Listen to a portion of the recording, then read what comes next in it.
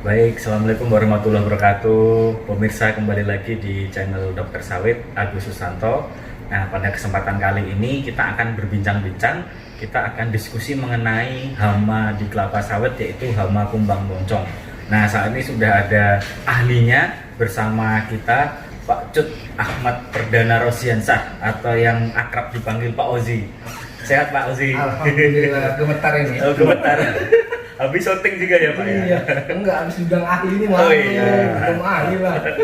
Lah ini Pak, jadi akhir-akhir ini ada beberapa pertanyaan dari netizen yang hadir di channel ini menanyakan tentang kumbang moncong. Nah, sebenarnya kumbang moncong ini seperti apa sih Pak? Nanti Bapak bisa cerita tentang sebarannya. Di Sumatera tempat kita berdomisili ini ada enggak gitu kan, di Indonesia berapa jenis gitu kan, nanti mungkin bisa sambil ditunjukkan foto-fotonya ya Pak Ozi ya, silakan Pak. Jadi ini bingung harus mulai dari apa ya. Jadi awalnya itu sejarah kumbang moncong memang sudah diteliti sejak tahun 2006 waktu itu oleh senior kita, Mas Pras, waktu itu meneliti tentang Renkomonas sama Pak Agus juga. Itu awalnya mau melihat karakteristik dari Renkomonas apakah mampu mengendalikan kumbang moncong untuk kelapa. Oh, untuk kelapa. Nah, awalnya dari tanaman kelapa ya. Okay. Karena kan ada produk PPKS ya.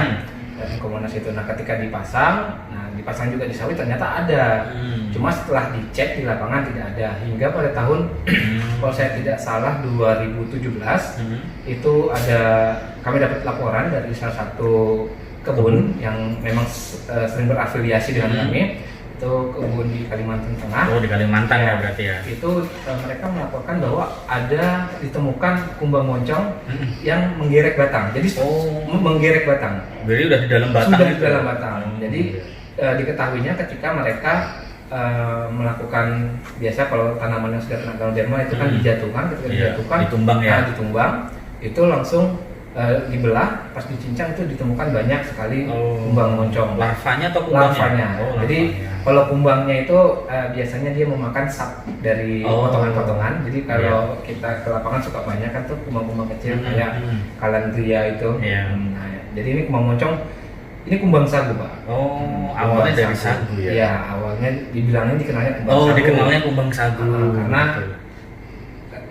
dia tinggalnya kan menyerang tanaman sagu, kelapa juga bisa, dan palma, dan hampir 27 jenis tanaman palma itu dilaporkan terserang oleh genus Rhynchoporus. Oh, jadi nama spesiesnya Rhynchoporus. Nama genusnya Rhynchoporus. Oh, genusnya Rhynchoporus. Spesiesnya ada Fuleratus, Bileniatus, Palmarum. Yang di Indonesia ini spesies apa Pak? Yang di Indonesia, jadi kalau zaman dulu itu di Indonesia itu dikenal Rhynchoporus ferruginus.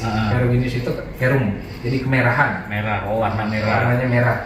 Nah, kemudian 2018 salah satu peneliti dari salah satu universitas itu telah meneliti baik secara morfologi maupun molekuler menemukan bahwa yang di Indonesia itu bukan Rhynchoporus ferruginus, tapi Rhynchoporus vulneratus dengan Rhynchoporus bileniatus. Oh, jadi cuma ada dua spesies ya sekarang ya di Indonesia. Cuma ini ada satu hal yang menarik. Jadi kalau saya boleh menceritakan dari awal, pada awalnya itu tadi Rhynchoporus ferruginus. Ternyata kumbang ini mempunyai polimorfisme warna yang luar biasa. Artinya satu spesies tapi warna coraknya bermacam-macam. Dan bisa menyerupai spesies lainnya. Jadi kalau Rhynchoporus ferruginus itu kan dicirikan dengan di bagian pronotumnya, di bagian setelah kepalanya itu ada tamengnya itu. Nah, itu gambar di sini. Iya, gambar di sini nanti. Nah, itu ada corak kehitaman. Iya, itu untuk ferruginus. Iya, bisa berwarna satu corak hitam, dua corak hitam, bahkan saya pernah menemukan coraknya itu seperti tunas kelapa di logo Pramuka. Jadi kiri kanan tuh kayak tunas kelapa. Jadi mentang-mentang nyerang kelapa bentuknya gitu ya kan. Nah, jadi itu bercorak itu ferruginus. Kemudian yang lurus itu adalah vulneratus. Jadi dia hitam, cuma ada garis lurus di bagian pronotum itu vulneratus. Itu dideskripsikan oleh Watana Ponsiri tahun 66. Nah, kemudian di Indonesia masih ferruginus hingga akhirnya tadi ada penelitian. Jadi dimulai tahun 2004 itu ada salah satu peneliti dari luar itu menyatakan bahwa vulneratus dengan ferruginus itu adalah satu spesies yang sama. Berdasarkan karakteristik molekuler. Padahal sebelumnya di tahun 66 itu karena Ponsiri bilang dua spesies yang berbeda. 2004 dibilang spesies yang sama. Kemudian 2013 salah satu peneliti itu bergabung dengan peneliti yang 2014 itu bekerja sama. Ternyata hasilnya Vulneratus dengan Ferruginus itu adalah dua spesies yang berbeda. Dua spesies yang berbeda. Bukan sinonim. Iya. Nah, akhirnya sebagian sampel pada penelitian yang di 2013 itu diambil kebanyakan itu di Indonesia karena Vulneratus itu memang ditemukan di Indonesia. Akhirnya tahun 2018 peneliti dari Indonesia dari Yogyakarta itu meneliti itu tadi Vulneratus dengan Delineatus. Dan ini cukup menarik karena di Indonesia kemungkinan besar punya spesies itu karena ada garis Welles itu. Jadi di garis Welles itu Indonesia bagian timur itu bapak itu mengambil sampel di Papua. Itu spesiesnya Rhynchophorus bilineatus itu karakternya itu tubuhnya hitam semuanya. Jadi kalau di Amerika itu Amerika dan Afrika itu ada yang sama namanya Rhynchophorus palmarum. Cuma di Indonesia setelah dideskripsikan itu adalah Rhynchophorus bilineatus. Itu sebarannya di Papua. Indonesia Timur ya. Indonesia bagian timur. Kalau ini tengah. Nah, dari mulai Sulawesi, Jawa, Kalimantan tidak ada di sampel waktu itu. Sulawesi, Sumatera. Jawa dan Sumatera itu adalah Rhynchophorus vulneratus. Baik itu dengan corak garis lurus merah maupun yang total tadi. tadi. Baik itu tubuhnya berwarna hitam maupun atau merah. Seperti itu. Menarik ya berarti. Iya, betul sekali. Nah, ini saya juga sedang melakukan penelitian. Kita kembali lagi ke tahun 2017 di Kalimantan Tengah. Ternyata Rhynchophorus itu datang dan menggerek batang sawit. Tapi dia bukan, hingga saat ini saya belum bisa mengatakan dia hama primer. Jadi dia adalah kumbang yang datang dan makan di tanaman yang telah tumbang. Jadi tumbangnya itu karena Ganoderma yaitu busuk pangkal atas, jadi patah tengah. Baru dia masuk. Meletakkan telur dan itu larvanya menggeret. Jadi larvanya bisa dimakan, Mas. Jadi bisa apa ya? Kita sebut hama sekunder kali ya. Mungkin lebih tepatnya hama potensial. Karena dari tahun 2017 kemudian kita sempat agak sempat menghilang serangannya. Kemudian tahun 2020 kebetulan saya sedang penelitian tentang itu juga. Itu kami ke sana dan kami menemukan lagi. Jadi kalau kita dulu sama-sama belajar ekologi kan, kalau sudah beberapa generasi makan di inang yang sama, tidak menutup kemungkinan dia akan beralih. Betul kan?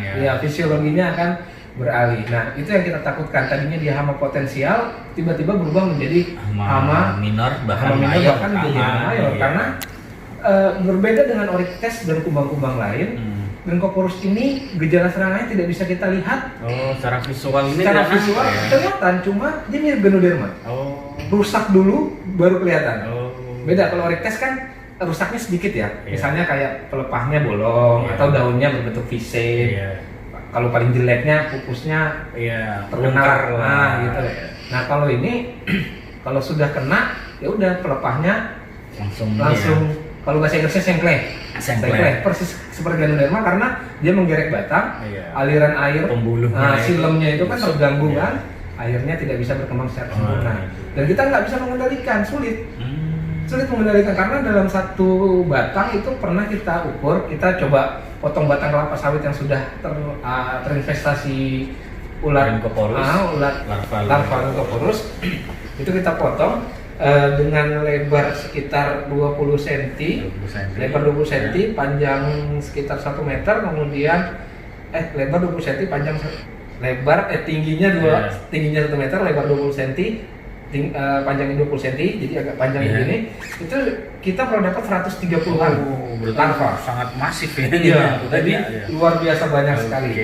Dan ada penelitian dari Malaysia itu mereka memakai Rhynchophorus Rhynchophorus ferruginus itu dikasih makan. Dikasih makan kelapa, sagu, sawit. Ajaibnya, biasanya siklus hidupnya kan 3-4 bulan fase larvanya. Kalau di sawit cuma butuh waktu 2 bulan. Lebih cepat ya. Bayangkan, sawit ditanam di Indonesia hampir 16 juta hektar. Ya kan? Datang dia, cocok makanannya, Iya. nggak terlihat menjadi Iya. ancaman baru untuk Betul. perkebunan kelapa sawit. Iya. Dan ini info terbaru di Papua, ternyata Biliniatus juga sudah menyerang beberapa kebun sawit di daerah Papua. Papua. Walaupun serangannya masih sporadis seperti Kalimantan Tengah. Iya. Cuma bisa menjadi ancaman Iya. penting untuk Oke. kelapa sawit. Terima kasih banyak Pak Ozi Ya. atas informasi dari kumbang moncong ini yang ternyata memang sangat potensial untuk jadi hama. Ya, semoga kita doakan bersama. Doakan Semoga dan ketika Cepat lulus juga ya. Pak. iya, sukses untuk studinya. Nanti kalau misalkan sudah lulus langsung bisa mengatasi masalah kumbang Amin. moncong. Ya, jadi semakin sah jadi ahlinya. Waduh. Oke, makasih banyak Pak Ya. Ozi. Terima kasih banyak pemirsa. Ya. Sampai jumpa lagi di video-video selanjutnya. Wassalamualaikum warahmatullahi wabarakatuh.